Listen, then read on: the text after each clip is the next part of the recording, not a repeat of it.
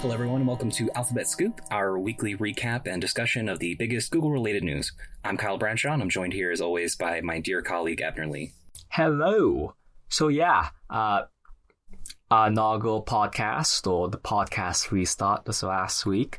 Thank you for everybody's kind words. Let's just jump right into this week. And actually, let's talk about the Pixel Watch just a tiny bit. So a few weeks ago, I think it was the week before I/O, or a few weeks before I/O, we reported that Google is indeed working on the Pixel Watch 2, and they plan to announce it alongside the Pixel 8 and the 8 Pro. At this point, the only thing we know is that it's called the Pixel Watch 2. Simple naming, straightforward naming. But other than that, we don't know anything. And that's kind of exciting for now.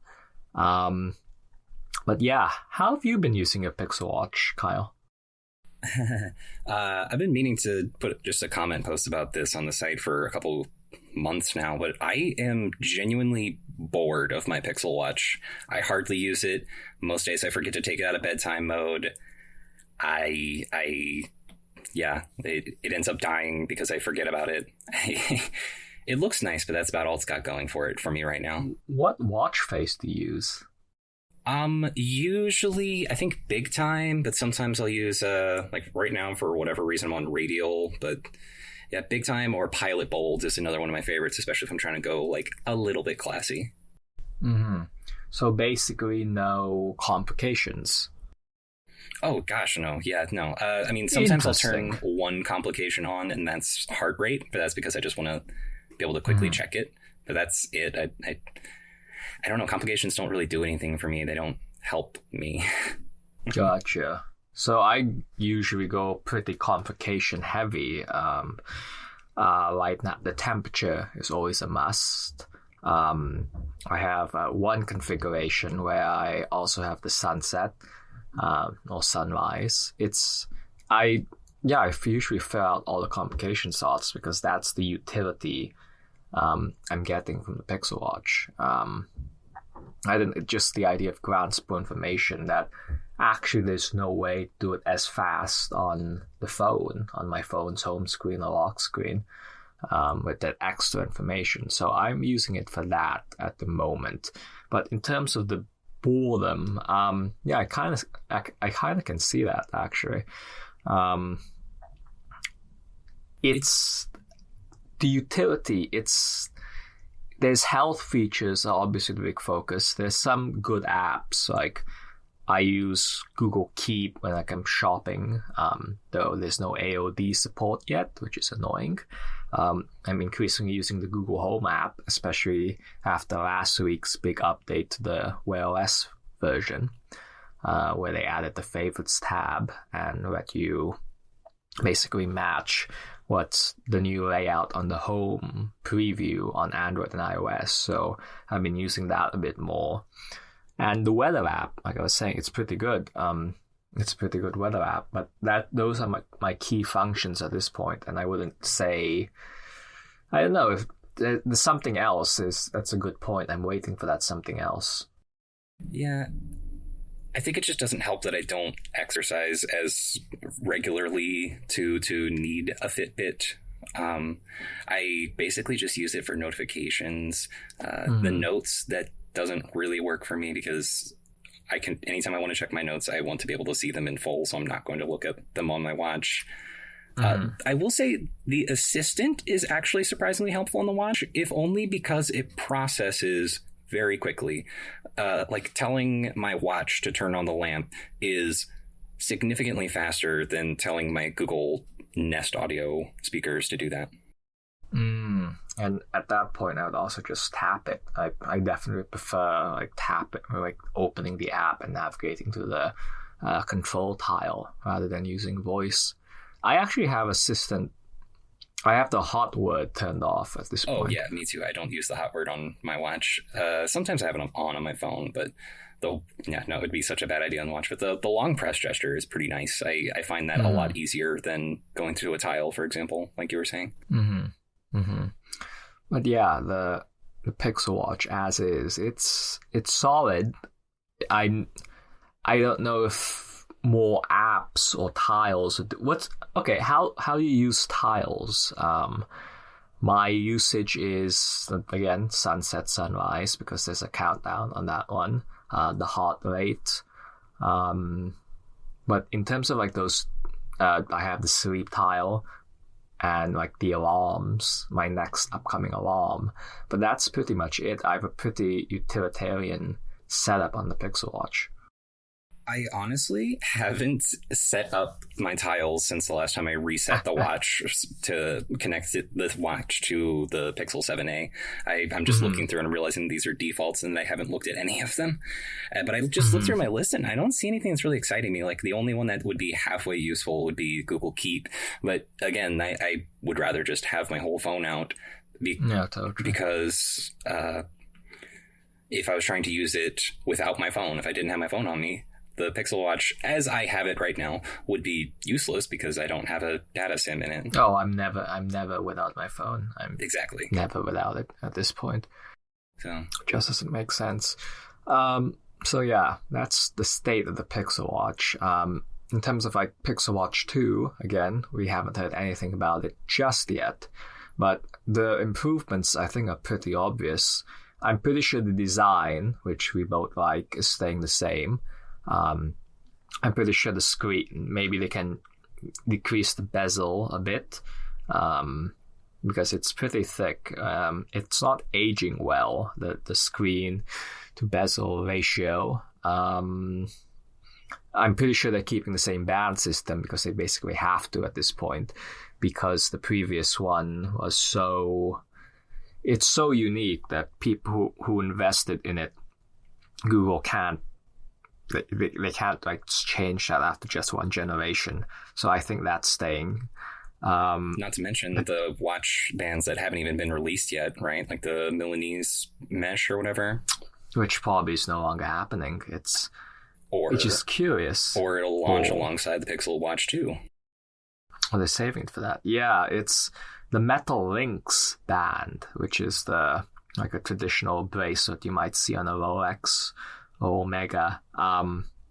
That appears to be the one that's coming out. But yeah, so far it's that what's happening with the bands is a bit weird. They said they were going to Google said it was launching in spring, and we're still in that window, but summer is coming. All too quickly. All too quickly. I've started getting the ads that summer is coming. Oh, too soon at the same time. But at the same time, not soon enough. But anyways, on the design front, on the hardware front, they need to enable more health sensors. They just need to enable more sensors because that is the appeal of the Fitbit. And yet Google seems to want to keep Fitbit its own separate product line with its own separate purpose. So I could see them wanting to keep some sensors exclusive to those watches. Maybe, but yeah. I don't. I mean, I guess Fitbit has the advantage of better battery life, but they definitely are going to want to have other advantages to keep people buying Fitbits instead of just buying the Pixel Watch. The fact that oxygen saturation or SpO2 is not live yet is bordering a deal breaker. That's why I'm still wearing an Apple Watch, to make sure I have a constant SpO2. It's SpO2 and skin temperature variation is something that the Pixel Watch still doesn't have, and it's kind of weird that that they haven't enabled that, because by all accounts it's the same sensor. The Pixel Watch is using the same sensor as the Charge 5, so I really hope they enable that on the first generation watch, and they don't, for whatever reason, save it until the second Pixel Watch 2, because that would be a bit lame to those existing buyers. But in terms of other sensors they could add, an actual skin temperature sensor, which the original Sense and the Sense 2 has, and we'll be talking about a little bit more with the Pixel 8. But the other thing is stress tracking. So yeah, one unique sensor that the Sense 2 has is something called Continuous Electrodermal Sensor, or CEDA, for stress tracking. And over the, I think like March was stress awareness month or something like that, and Google made somewhat of a big social push on that. But yeah, those are the features that would build on the Pixel Watch 2 on the health front, because like it's clear the big focus of the original Pixel Watch is that heart rate sensor and making sure it's 24/7 per second heart rate tracking. But yeah, I think that's on the health front what they could do.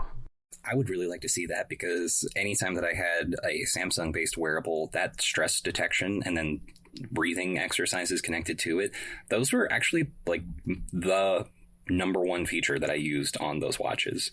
I just really enjoyed it, because it reminded me to take a second to breathe, and it would warn me, be like, hey man, you're getting stressed out, why don't you calm down a little? And I need that sometimes, apparently. Nice. Yeah, it's a tangible feature, and that's an easy way to upgrade the Pixel Watch. So on the software front, Wear OS 4? Wear OS 4, indeed. So far, all we've really learned about it is that there's going to be Material You dynamic colors, which should surprise nobody. We don't even actually know if that's going to be... Well, no, I guess...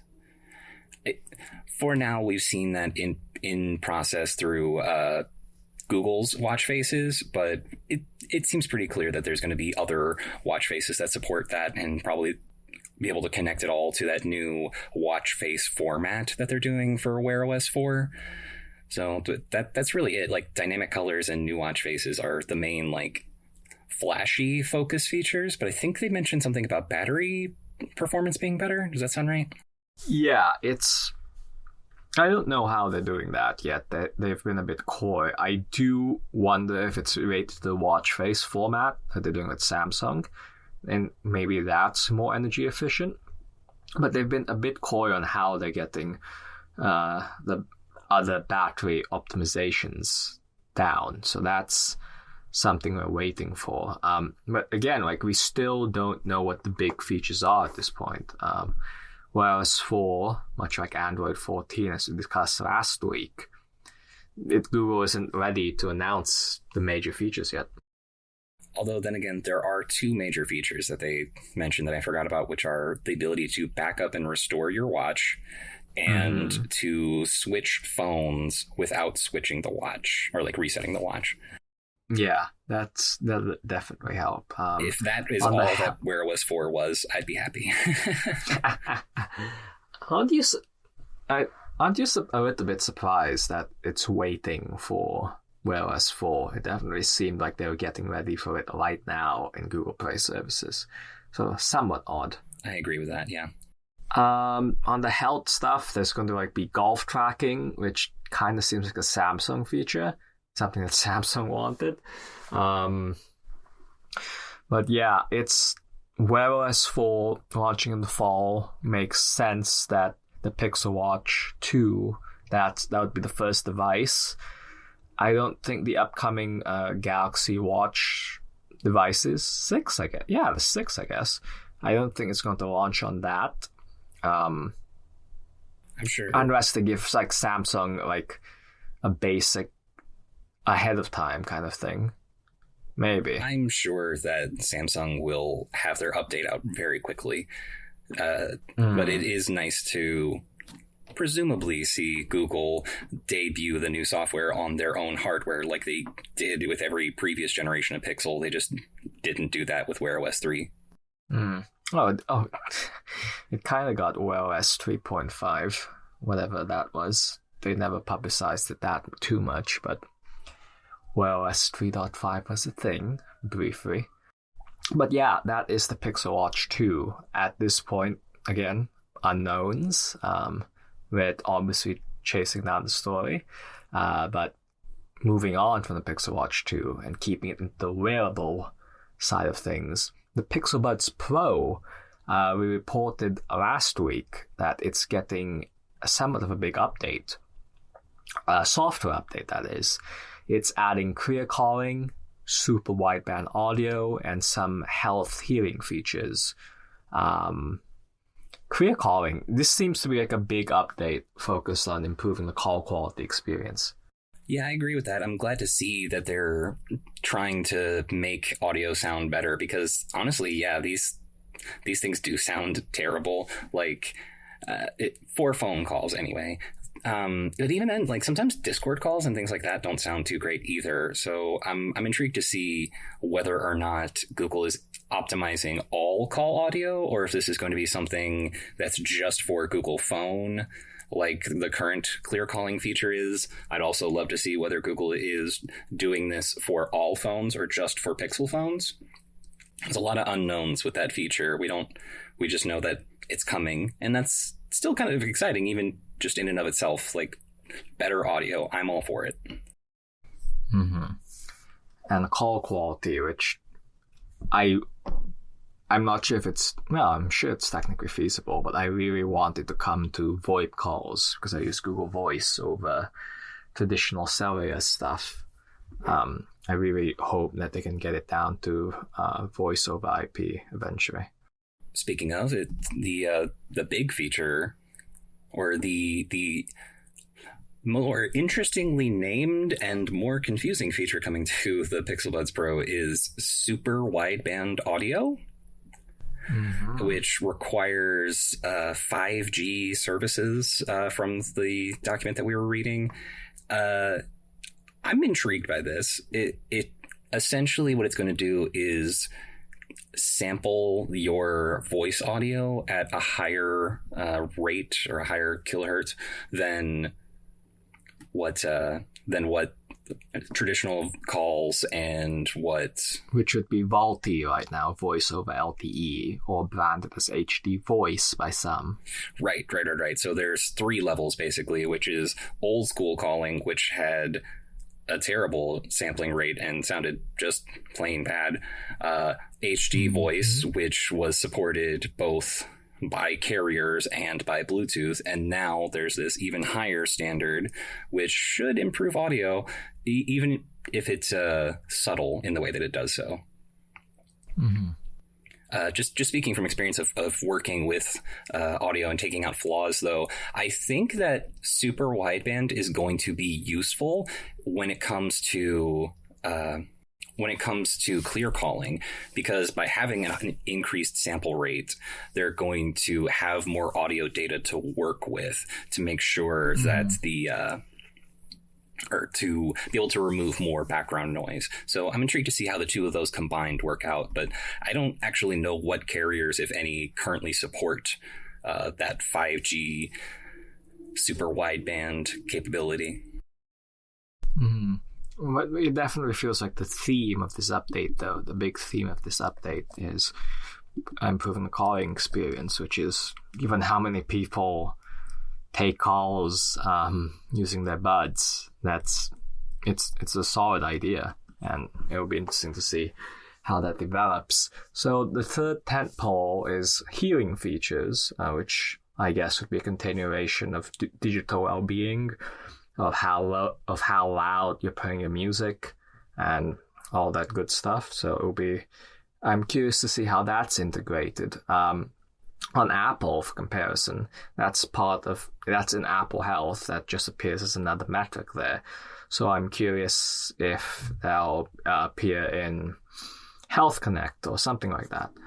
I would also like if the Pixel Buds Pro was like sensing ambient audio, if it wasn't just analyzing what music or what audio you're playing on your headphones, but if it were also just like sampling the background and just giving you a reading and warning you if you're in a too loud environment. Yeah, that would be really nice. I mean, they could accomplish the same goal using the Pixel Watch, though. They don't necessarily need to use the Pixel Buds Pro to do that. But it could do that, because I feel like more people are going to own the Pixel Buds Pro than the Pixel Watch. So that's an interesting idea in itself. Cheaper, obviously. Pixel Buds Pro are cheaper. Everybody listens to audio. Yeah. That's probably true. I didn't think about that. I haven't thought about that too heavily. Interesting. Yeah, the Pixel Buds Pro are generally well reviewed, where the Pixel Watch is well reviewed, but a lot of people complain about the battery more than anybody has much to complain about on the Pixel Buds Pro. The only real complaint about the Pixel Buds Pro is that they're not as good as the AirPods Pro.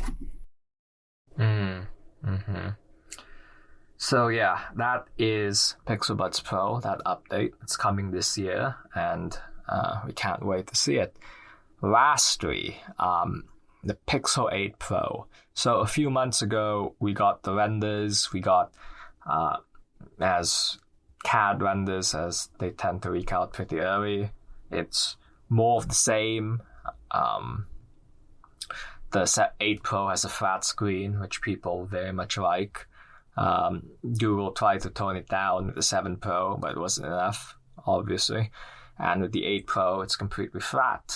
Well, mostly flat. There's just a tiny curvature that's not really meaningful.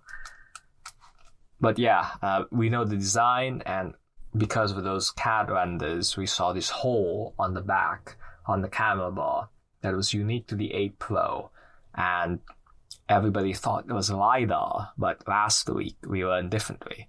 And actually, it's an IR temperature sensor. And that is coming out of left field.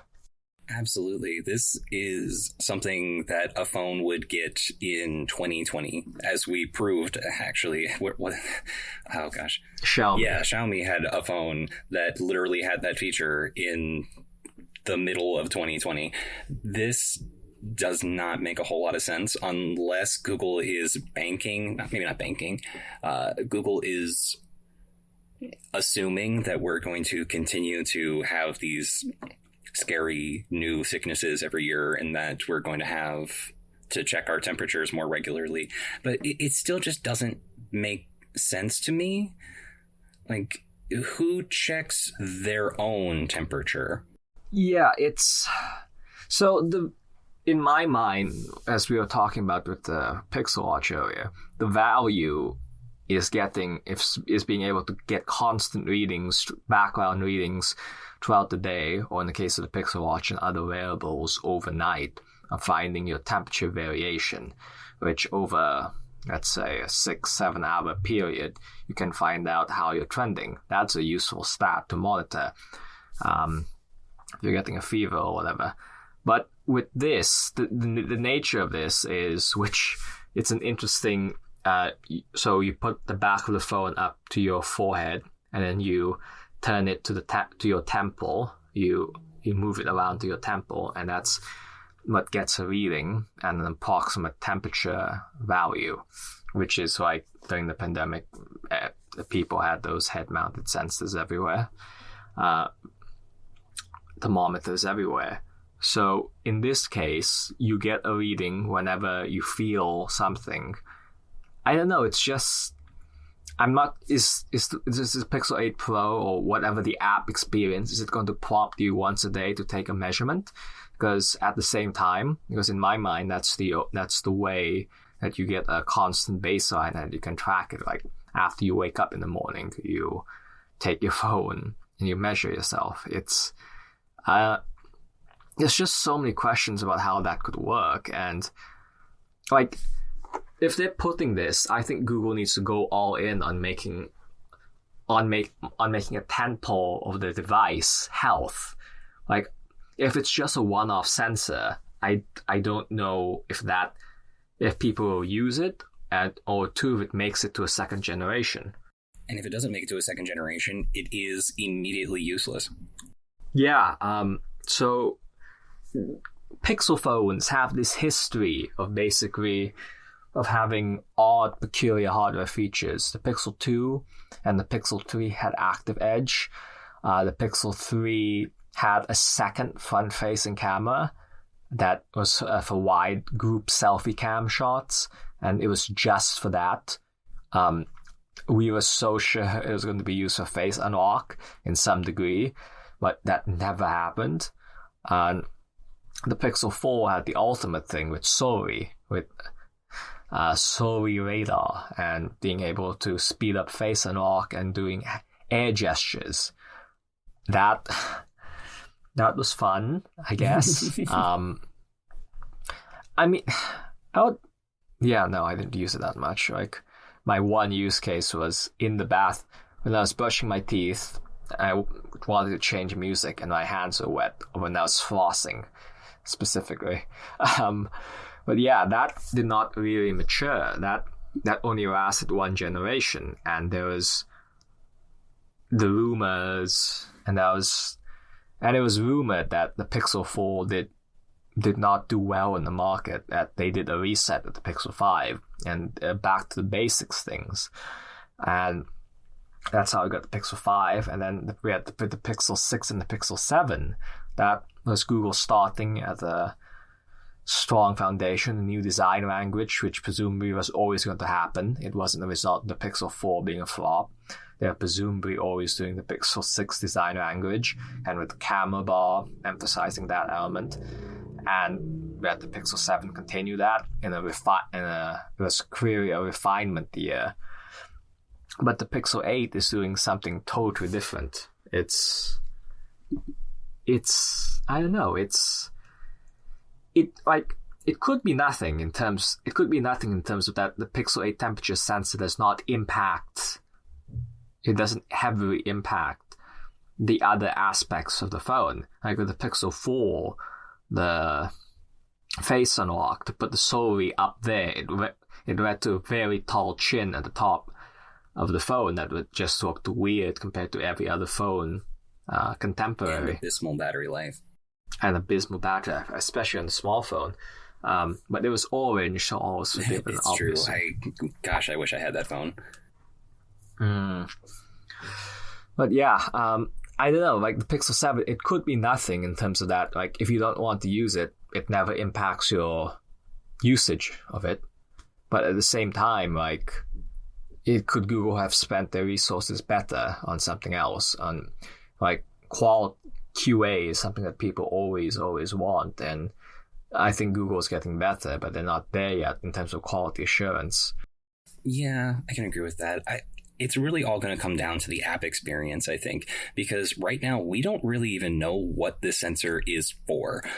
We are just living in a post-pandemic era where we're assuming that it's going to be for checking whether somebody has a fever, which is a reasonable guess, but we don't know for sure what Google has intended with this.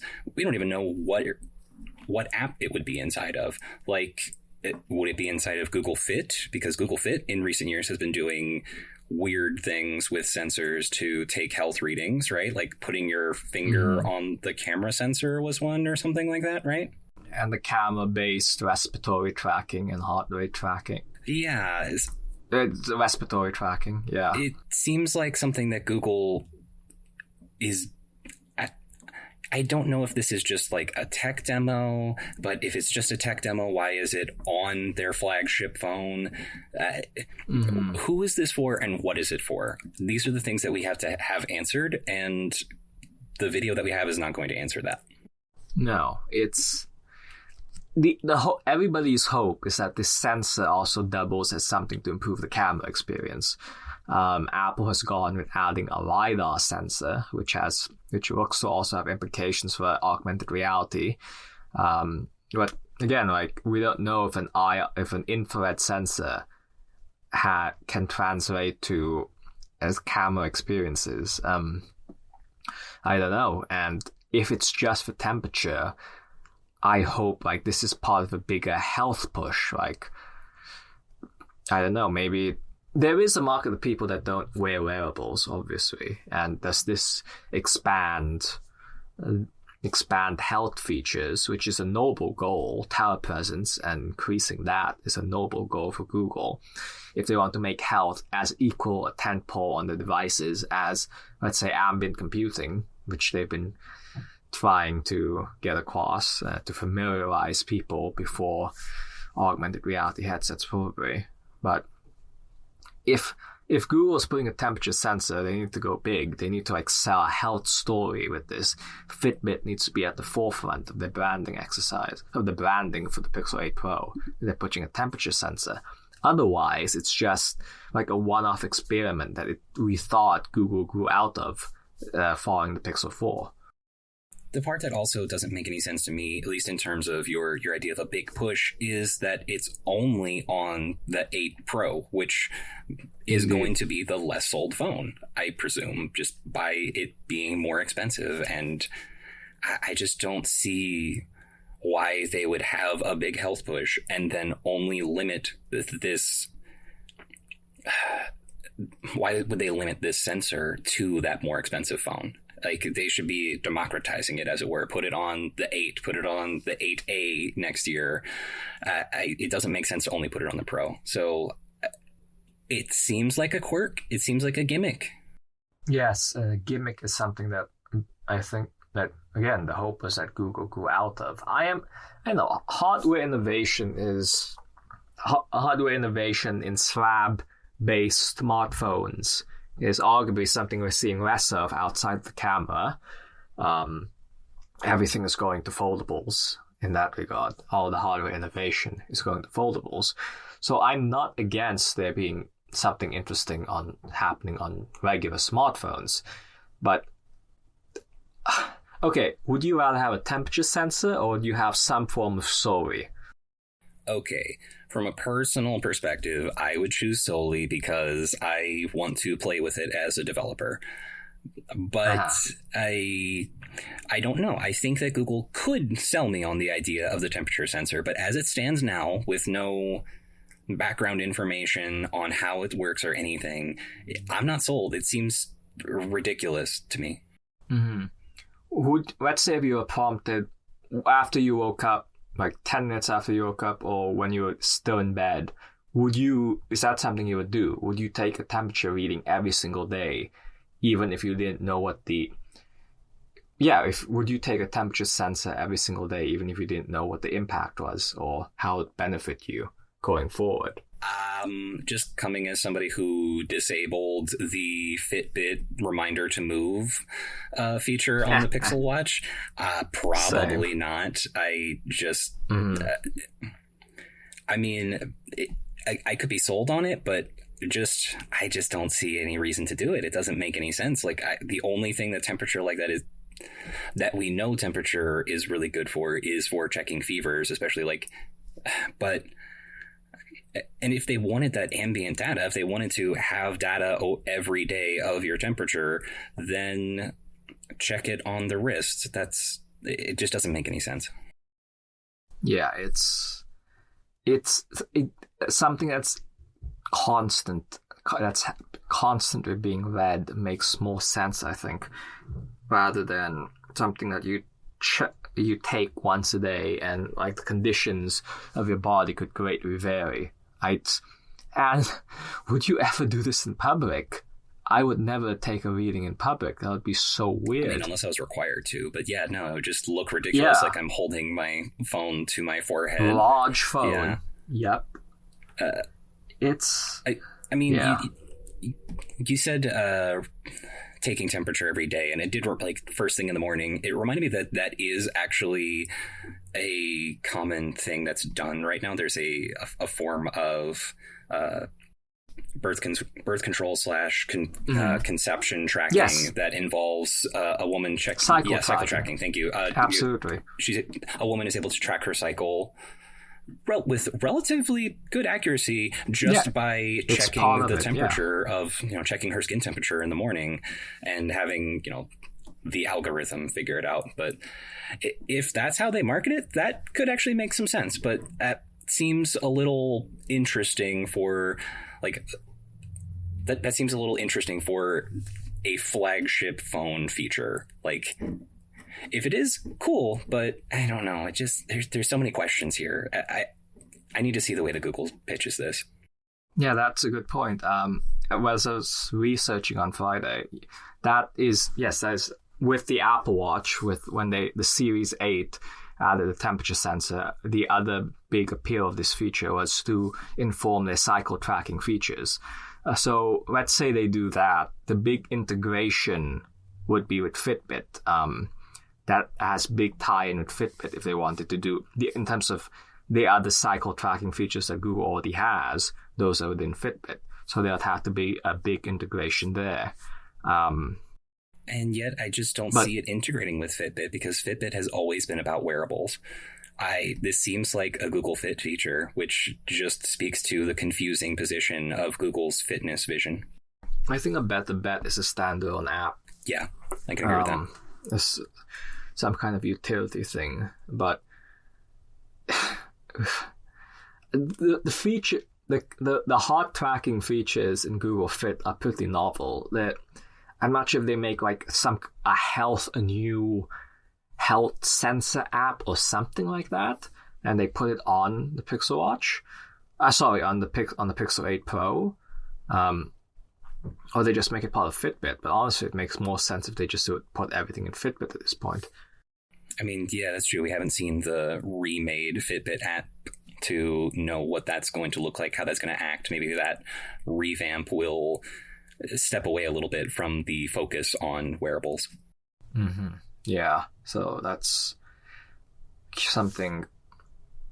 The Fitbit, I hope it's just not like a bottom bar redesign, which is what it appeared that Fitbit was going to launch its redesign alongside the Pixel Watch last year, but that didn't happen. So fingers crossed that they decided to like go big, as why they didn't launch the app redesign yet, but we'll see.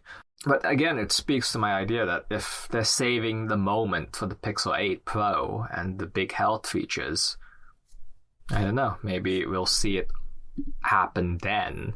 But in the meantime, yeah, I don't know. So far, the Pixel 8 Pro, or just the Pixel 8 series in general, seems like a skip for me. But that's just because I'm happy with my Pixel 7.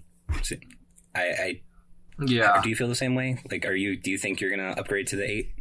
If it's slightly smaller, if the Pixel 8 looks to be slightly smaller. So yeah, my thing is, I did the Pixel 6 Pro, then I went to the Pixel 7, and I did not feel like I lost anything in terms of battery life or even in terms of using the telephoto lens. I didn't feel like I missed out. A smaller phone is always more appealing to me. I don't know, maybe if they do interesting colors, maybe that's a big attractor. But right now, it's still very early days, and we just know this one tentpole feature. But until then, not sold yet. Yeah, it'll be interesting to see how Google's able to sell it. So that's going to be the big piece to fill in.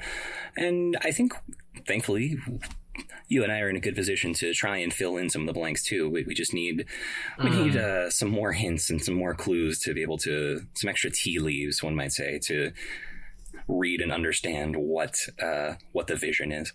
Absolutely. And on that note, I think that's a good way to end it this week. Thank you for listening. We record on Mondays and we publish on Tuesdays. It's also still early days for our podcast, so we might do a YouTube live kind of thing, a live stream one of these days. We'll play around with the format, but until then, you can get new episodes of Alphabet Scoop on Tuesdays, and you can find us on all your favorite podcasting platforms, such as Google Podcasts, Pocket Cast, and YouTube Podcasts, which is a thing we're trying out right now. Until then, yeah, see you guys next week. See ya. Thanks for joining. Bye.